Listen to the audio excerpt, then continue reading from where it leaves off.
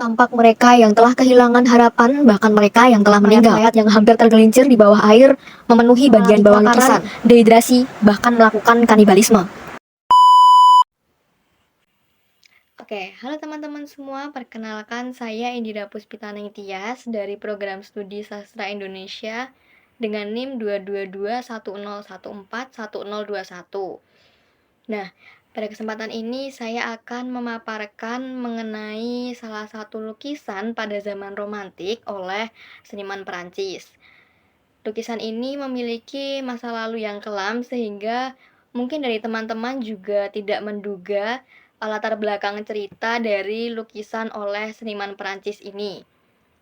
Nah, untuk mengetahui lebih lanjut terkait aspek kisah, makna, bahkan teknik dan juga gaya yang digunakan dalam lukisan tersebut, maka video ini akan membantu memberikan insight buat teman-teman semua.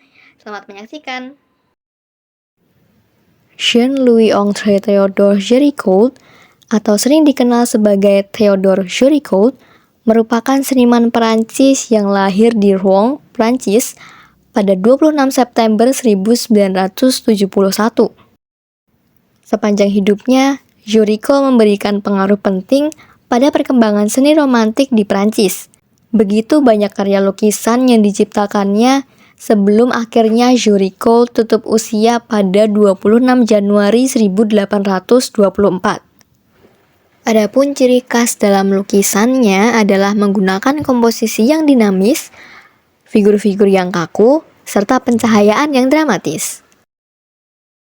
Suatu ketika, Géricault membaca kisah tragis tentang hilangnya 150 penumpang kapal La Méduse. Yang lebih menarik minatnya daripada tragedi itu sendiri adalah upaya pemerintah Bourbon Prancis dalam menutupi seluruh kejadian tersebut. Ini menjadi misi Géricault untuk mengungkap lebih dalam terkait dengan peristiwa tragis tersebut.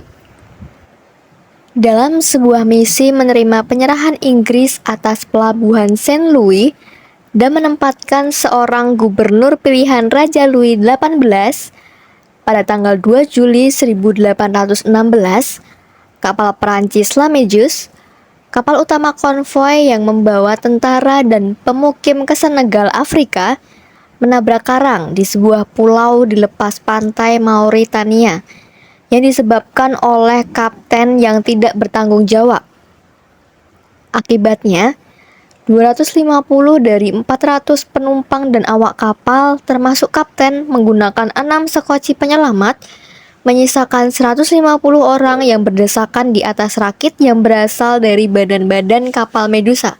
Kelompok-kelompok di rakit itu termasuk prajurit berpangkat rendah, penjajah, serta pelaut keturunan Eropa dan Afrika.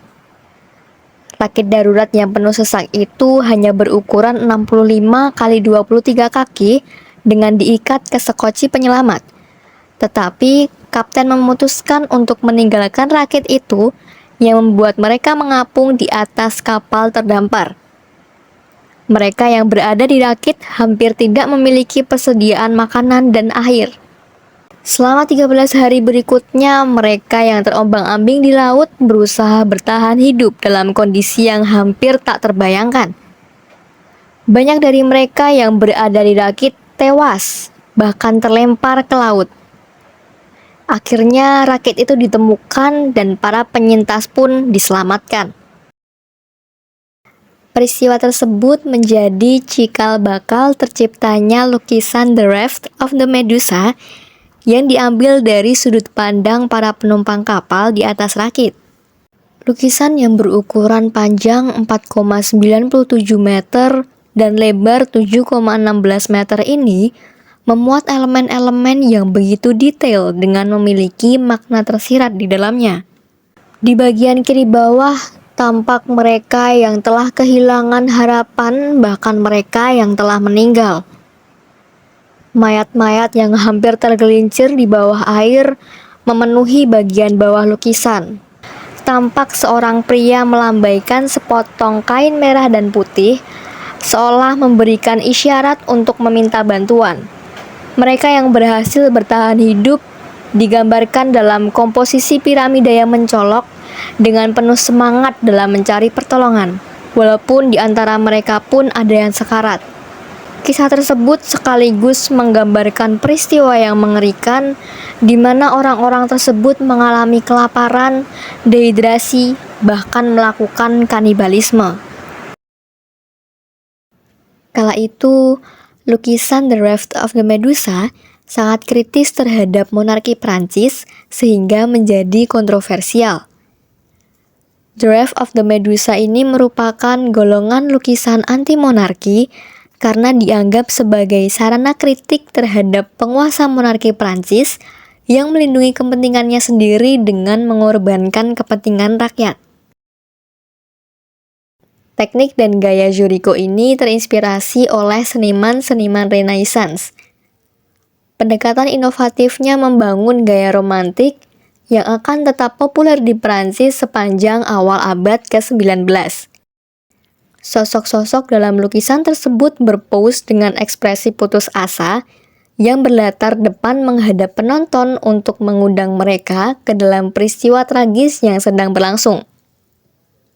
Penggunaan nada kuning keruh dan hijau dengan kontras terang dan gelap yang kuat memberikan pemahaman bahwa lukisan ini pada akhirnya adalah pemandangan mengenai kematian.